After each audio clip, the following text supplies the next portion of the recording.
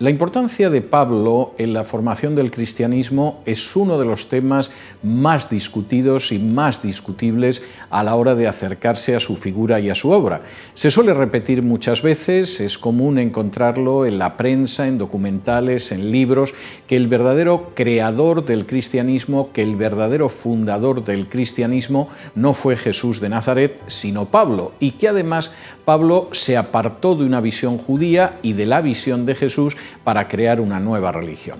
Esa afirmación, a pesar de que se repite de una manera insistente y machacona, no solamente no es cierta, sino que choca de manera frontal con lo que encontramos en las fuentes históricas. En primer lugar, Pablo es un personaje que nunca pretendió haber creado nada nuevo. Lo que encontramos en las epístolas, vez tras vez, es la referencia a aquello que él recibió. Recibió la enseñanza de cómo tenía que ser la cena del Señor, recibió la enseñanza en cuanto a los puntos esenciales del Evangelio, recibió la enseñanza incluso acerca de cómo había sido la vida, la pasión, la muerte y la resurrección de Jesús. Pero en segundo lugar, Pablo no introdujo elementos nuevos, ni mucho menos en la visión del cristianismo. Su idea de ese Mesías que tenía que sufrir, que tenía que morir como ofrenda expiatoria para pagar los pecados del género humano, que vería la vida después de la muerte,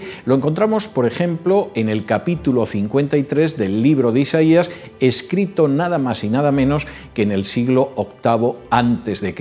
En buena medida, Pablo extrajo por un lado su teología de lo que aparecía en el Antiguo Testamento y por otro lado de los que habían sido testigos de Jesús antes de él. Sin embargo, la importancia de Pablo para el cristianismo primitivo fue inmensa y lo fue sobre todo por dos razones. Una, porque sus epístolas nos permiten ver cómo vivían y qué creían aquellas comunidades primitivas, son un testimonio que se ha extendido más de 2 milenios, y por otro lado, porque además nos encontramos con una persona que tenía una enorme capacidad para predicar el Evangelio en contextos distintos. Cualquiera que analice las predicaciones de Pablo, sus propias epístolas, se da cuenta de que Pablo podía responder a adversarios judíos y adversarios paganos, podía presentar el Evangelio ante filósofos griegos y lo podía combatir al mismo tiempo frente a lo que era la amenaza de la gnosis. Pablo era un personaje